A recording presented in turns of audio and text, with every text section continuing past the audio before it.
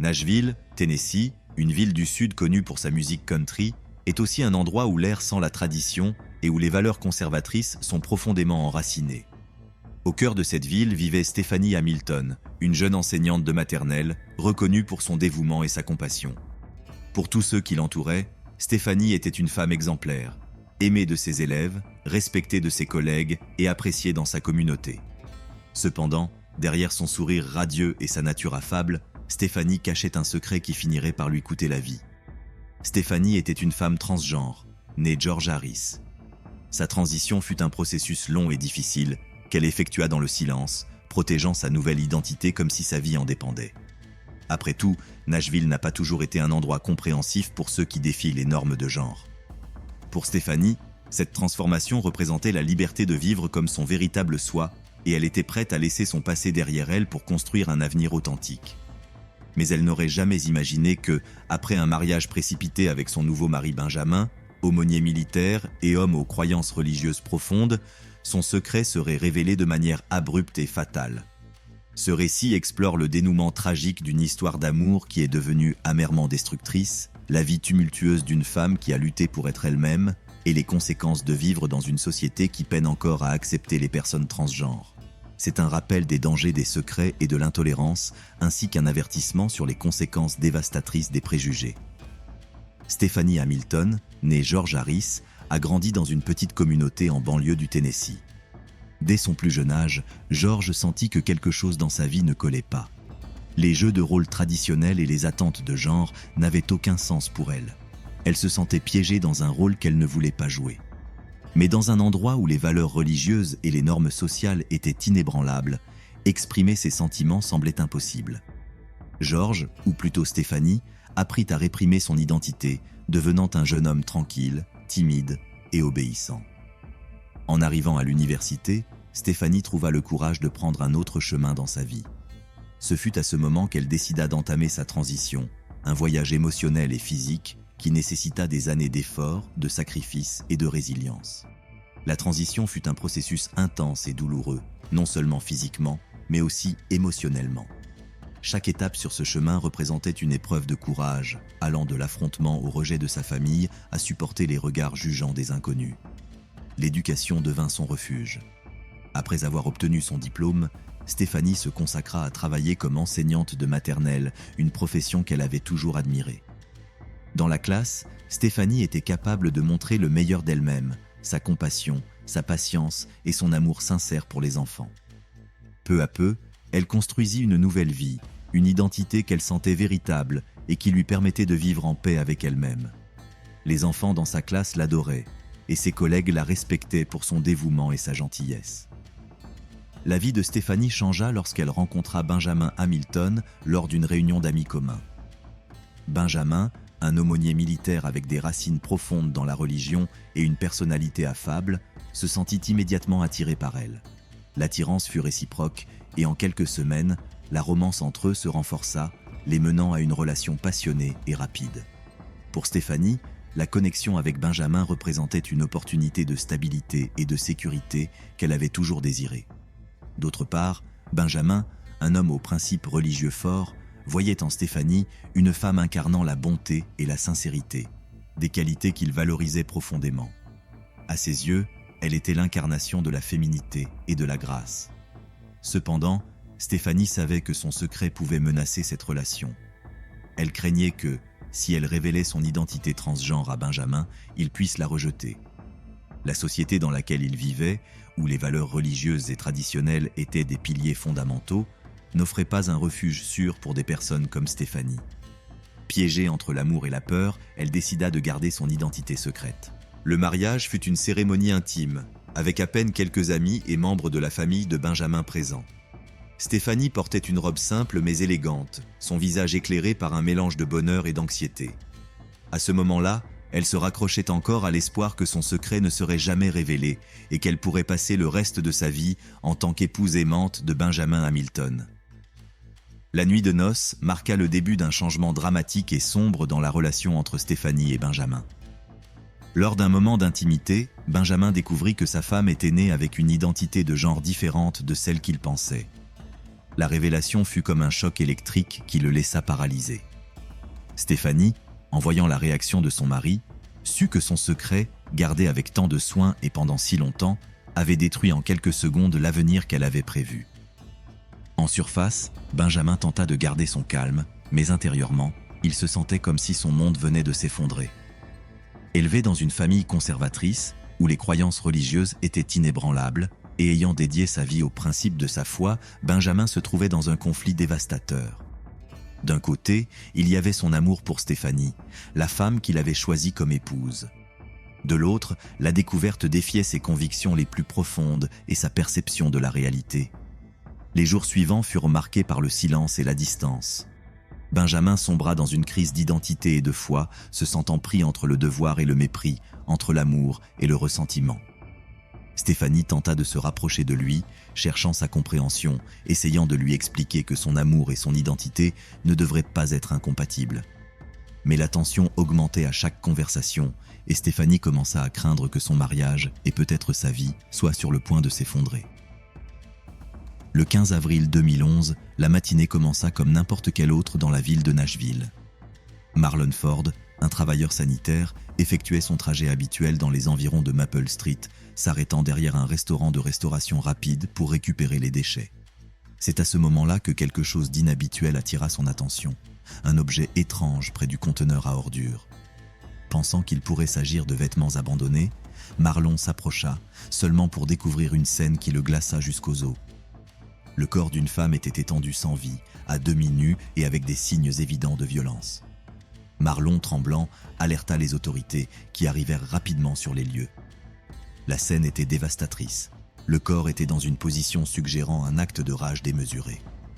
La victime, identifiée plus tard comme Stephanie Hamilton, montrait des signes de strangulation et une profonde blessure au cou. Cette paisible matinée se transforma en une journée sombre pour la communauté de Nashville. La détective Christina Parker, une vétérane avec 12 ans d'expérience, prit l'affaire en charge avec l'officier David Bohr.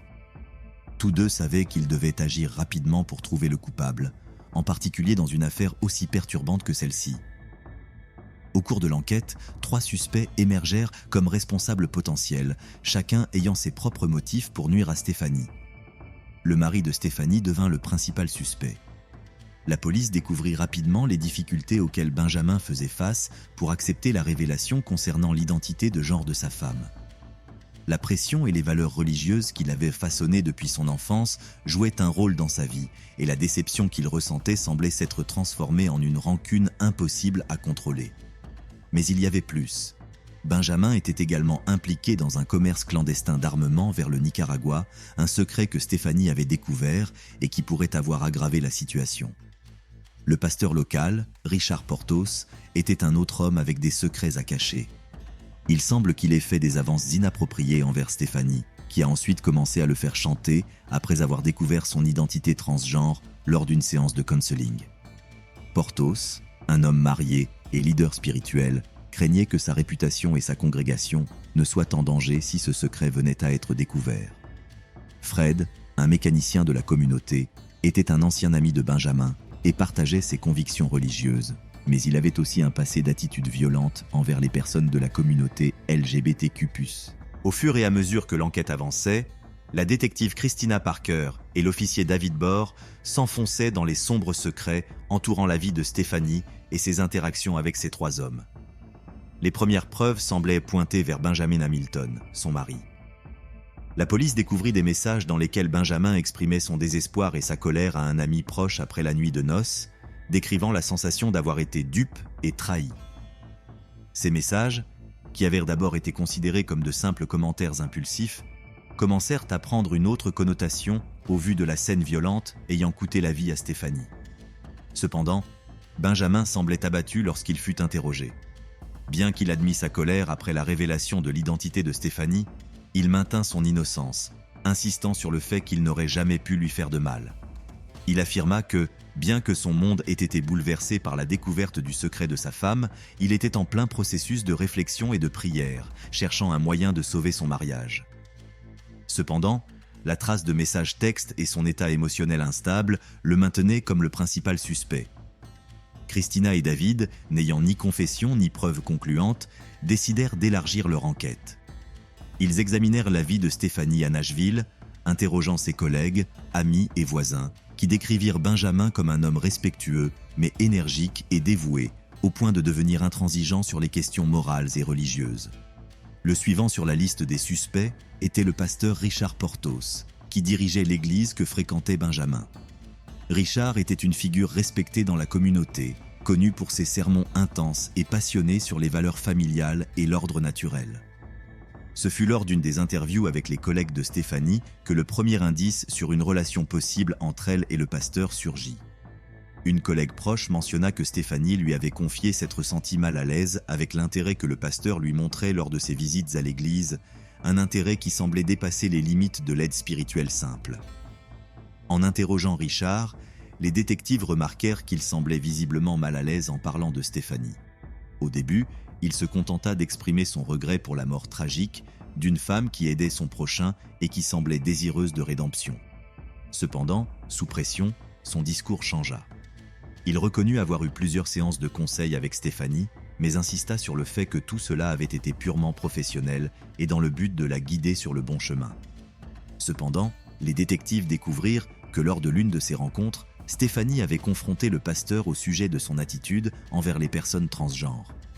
D'après les enregistrements de son téléphone, elle avait échangé des messages dans lesquels elle suggérait savoir quelque chose de compromettant à propos du pasteur. Bien que les détails de ce prétendu chantage fussent encore vagues, la possibilité que Portos ait agi dans un élan pour faire taire Stéphanie commença à prendre de l'ampleur.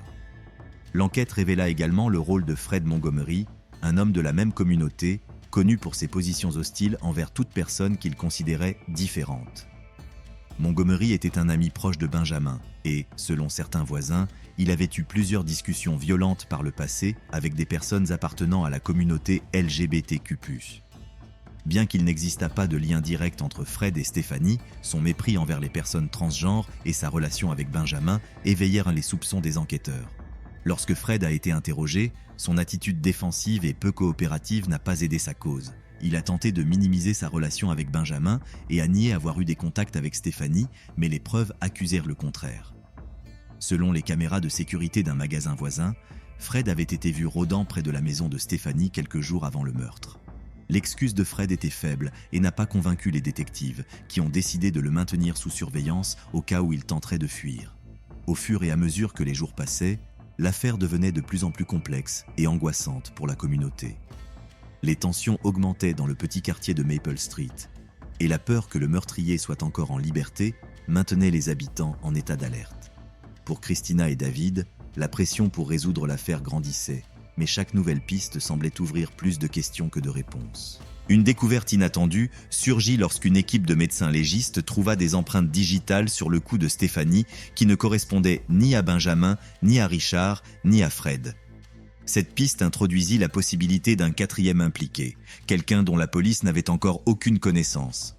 De plus, les analyses ADN révélèrent des traces d'une substance inconnue sous les ongles de Stéphanie, ce qui suggérait qu'elle avait essayé de se défendre en griffant son agresseur. Alors qu'ils poursuivirent leur enquête, Christina commença à examiner l'historique personnel de Stéphanie. Elle découvrit que Stéphanie avait eu quelques rencontres suspectes dans sa vie avant sa transition, lorsqu'elle vivait encore sous le nom de George Harris. Plusieurs années auparavant, elle avait été harcelée par un homme dans un bar près de son université. Cet individu, nommé Thomas Rollins, avait développé une obsession dangereuse pour George et l'avait suivi pendant des mois, allant même jusqu'à le menacer à plusieurs reprises.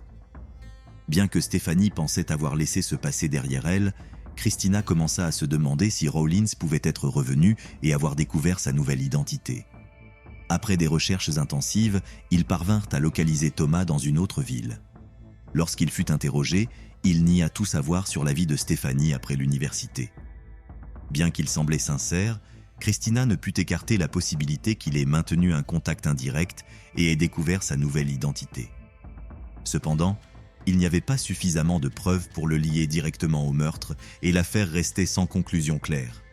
Pendant ce temps, l'affaire de Stéphanie était devenue le centre d'un débat public féroce. Les médias locaux commencèrent à couvrir le meurtre de Stéphanie en détail et les médias nationaux prirent vite le relais. Les opinions étaient divisées. Certaines personnes exprimèrent leur solidarité et leur tristesse face à ce qu'elles considéraient comme un crime de haine. Des organisations LGBTQ+, organisèrent des veillées et des manifestations pour exiger justice pour Stéphanie et un changement dans la manière dont la société traitait les personnes transgenres. D'un autre côté, certains, en particulier dans les cercles religieux conservateurs, utilisèrent l'affaire pour attiser le discours contre les personnes LGBTQ+. Ce groupe affirmait que Stéphanie avait trahi Benjamin en cachant son identité et affirmait que son mensonge était la cause du drame. Ces commentaires désobligeants n'ont fait qu'augmenter la tension à Nashville, transformant la mort de Stéphanie en un symbole de la division sociale et culturelle qui entourait la communauté LGBTQ+ dans le sud des États-Unis. Finalement, après des semaines d'enquête intensive, une découverte inattendue dans l'appartement de Stéphanie apporta une nouvelle perspective. Parmi ses affaires, la police trouva un journal détaillant ses peurs et son conflit intérieur après son mariage. Dans les dernières pages, Stéphanie écrivait au sujet d'un événement perturbant dans lequel elle mentionnait Benjamin, décrivant un épisode où il était sur le point de devenir violent, mais s'était finalement retenu. Dans son récit, Stéphanie mentionnait avoir décidé de lui laisser du temps pour traiter la situation, mais elle parlait également d'une personne inconnue qui l'avait menacée à plusieurs reprises. Christina et David commencèrent à suspecter que Stéphanie avait peut-être été victime de harcèlement par quelqu'un en dehors de son cercle proche, peut-être quelqu'un qui savait pour sa transition et la suivait en secret. Cette possibilité ajouta une nouvelle couche de mystère, et enfin, une équipe de surveillance fut assignée pour enquêter sur toute personne ayant eu des contacts récents avec Stéphanie. Le journal de Stéphanie, bien que flou dans certaines parties, contenait des détails clés concernant le harcèlement qui avait commencé peu après son mariage. Dans plusieurs entrées, elle mentionnait avoir reçu des appels anonymes dans lesquels quelqu'un respirait profondément et parfois même lui chuchotait son nom. D'autres fois, elle remarquait des ombres rôdant autour de sa maison la nuit, ce qui la remplissait de peur. Cependant, Stéphanie n'en parla jamais à Benjamin, craignant que cela n'empire leur relation déjà fragile. Christina et David décidèrent de suivre les appels que Stéphanie avait reçus avant son meurtre. Les télécommunications révélèrent un numéro inconnu enregistré près de la maison de Stéphanie à plusieurs reprises. Ce numéro, après enquête, était lié à une ligne privée utilisée dans un motel en dehors de la ville. Lorsqu'ils enquêtèrent sur le lieu, la réceptionniste se souvint que ce numéro appartenait à un homme qui s'était plusieurs fois enregistré sous le nom de John Doe et qui semblait toujours nerveux, évitant le contact visuel. Décidés à trouver des réponses, les détectives demandèrent les enregistrements de sécurité du motel. Bien que la qualité des enregistrements fût médiocre, ils purent identifier l'homme. À leur grande surprise, il s'agissait de quelqu'un que les détectives connaissaient bien, Fred Montgomery, l'ami proche de Benjamin et le même homme avec des antécédents de comportement hostile envers les personnes LGBTQ+. Avec cette nouvelle information, Christina et David sentaient qu'ils approchaient enfin de la vérité. Avec la découverte des visites de Fred au motel et les enregistrements de sécurité qui le liaient aux appels anonymes, les détectives décidèrent de l'interroger à nouveau. Cette fois, Fred était moins arrogant et plus défensif, montrant clairement la pression qu'il ressentait en étant confronté aux preuves contre lui. Il tenta de justifier ses visites près de la maison de Stéphanie en disant qu'il veillait simplement sur son ami Benjamin et qu'il avait entendu des rumeurs sur la vie de Stéphanie. Il affirmait qu'il faisait cela pour le bien de Benjamin, mais les détectives savaient qu'il y avait quelque chose de plus sombre derrière ces mots. Finalement, après des heures de pression, Fred fit une erreur. Lors d'un moment de désespoir, il murmura « Je voulais juste qu'elle arrête de faire ça à Benjamin. Il ne méritait pas de vivre avec quelqu'un qui n'était pas ce qu'elle prétendait être. » Cette déclaration, bien que vague, fut suffisante pour que les détectives obtiennent un mandat d'arrêt. Pendant que Fred attendait son procès, les enquêteurs réussirent à reconstruire le mobile derrière son obsession pour Stéphanie. Apparemment, Fred avait développé une fixation en protégeant Benjamin de ce qu'il considérait comme une offense. À ses yeux, Stéphanie avait trompé son ami en cachant son identité de genre et il pensait que son acte était une sorte de trahison impardonnable. Cependant, au lieu de se distancer de la situation, Fred commença à harceler Stéphanie, cherchant la moindre occasion de l'intimider et, finalement, de la faire taire. Les procureurs construisirent un dossier solide contre lui, présentant les preuves du motel, des appels et des enregistrements de sécurité. Lors du procès, Fred montra peu de regrets. Sa défense tenta d'argumenter que son hostilité était motivée par des croyances religieuses et morales. Mais cette stratégie n'a fait qu'accroître la condamnation publique et le rejet à son égard. Finalement, il fut déclaré coupable de meurtre au premier degré et condamné à la réclusion à perpétuité, sans possibilité de libération conditionnelle. La conclusion de l'affaire apporta une certaine paix à la communauté, bien que les blessures mettraient longtemps à guérir. Le procès avait mis en lumière de profondes divisions à Nashville, où certains considéraient que le crime de Fred était le résultat d'une intolérance alimentée par certains secteurs religieux. Les organisations LGBTQ+ organisèrent des veillées en mémoire de Stephanie, soulignant l'importance de l'acceptation et de la compréhension, et son histoire devint un symbole de la lutte pour l'égalité des droits et la fin des crimes de haine. Pour Benjamin, la vie n'a jamais été la même. Bien qu'il ait aimé Stephanie, leur relation était remplie de douleurs et de conflits après avoir découvert sa véritable identité. Pourtant, sa mort et le fait que quelqu'un de proche de lui ait commis le meurtre l'ont laissé dévasté. Dans ses dernières déclarations publiques, Benjamin a parlé de la manière dont la vie de Stephanie lui avait appris l'importance de l'empathie et la nécessité de remettre en question ses propres préjugés. Bien qu'il ait avoué qu'il ne pourrait probablement jamais surmonter ce qui s'était passé, il a exprimé son désir de travailler pour que d'autres personnes ne subissent pas le même sort. Avec le temps, Benjamin est devenu un défenseur des droits des personnes transgenres, collaborant avec des organisations de droits civiques pour promouvoir la compréhension et l'acceptation. Sa transformation, bien qu'elle ne puisse effacer les erreurs du passé, a montré que même au milieu de la tragédie, il y avait de la place pour le changement et la rédemption. Merci d'être resté jusqu'à la fin. Si cette histoire vous intéresse sur la chaîne, aimez-la si vous l'aimez. Et bien sûr, activez la cloche pour ne jamais manquer nos prochaines histoires. Chaque semaine, nos publications de vidéos vous feront réfléchir et vivre nos expériences universelles, afin que vous puissiez profiter de cette vidéo avec nos dernières histoires vidéo.